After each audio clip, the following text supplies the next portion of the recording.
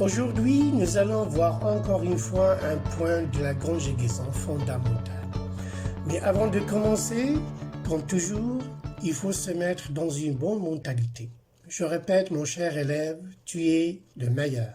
Tu vas apprendre plein de choses. Tu progresses, tu peux arriver. Il faut être très positif. Alors, c'est parti. Le présent de l'impératif des verbes du troisième groupe. J'observe et je réfléchis. Remplissez ce questionnaire et barrez l'intrus. Choisissez ce thème de couleur. Allez-y.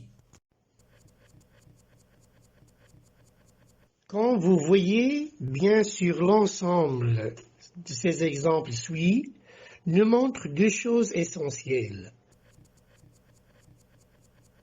Le premier exemple vise à orienter une tâche à faire. C'est de remplir ce questionnaire et barrer l'intrus. Cela veut dire qu'il donne un ordre. Pour le deuxième exemple, c'est qu'on vous adresse gentiment en t'aidant à choisir ce thème de couleur et on vous voit un peu tracassé de choisir la bonne couleur. Et on parvient au juste de vous donner conseil pour bien choisir ce thème de couleur. Allez-y, tu nous demandes la permission et on vous l'accorde.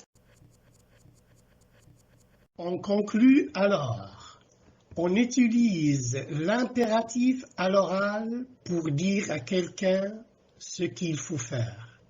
Ordre, conseil, demande, invitation, instruction, souhait, permission. Je vous propose alors, sur diapo ci-suit, il y a des exemples pour mieux vous approcher du but de la leçon. Vous voyez, vous constatez bien que ce verbe de venir, comment il joue un rôle très important dans la phrase. Viens ici on vous donne un ordre.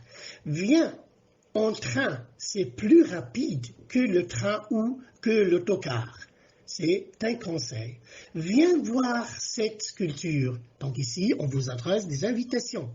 Notez bien que ces phrases-là nous paraissent comme des phrases exclamatives. Pourquoi? Parce qu'ils commencent par une majuscule et se terminent par un point d'exclamation. Ce qui nous pose une question très importante.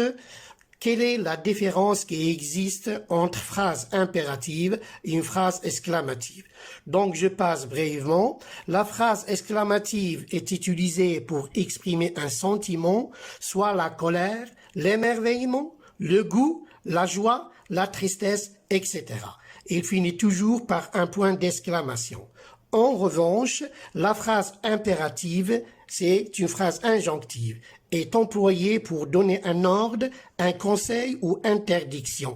Il finit soit par un point simple, comme vous voyez dans le diapo qui est devant vous, vient en train, c'est plus rapide, et se termine par un point simple, soit par un point d'exclamation. Quelques verbes du troisième groupe au présent de l'impératif. Verbe faire, fait, faisons, faites. Venir, vient, venons, venez. Voir, voit, voyons, voyez. Dire, dit, disons, dites. Aller, va, allons, allez. Alors, mes chers élèves, il reste à retenir la leçon. L'impératif donc, l'impératif présent exprime un ordre ou un conseil. Il ne se met qu'à la deuxième personne du singulier et du pluriel, ainsi qu'à la première personne du pluriel.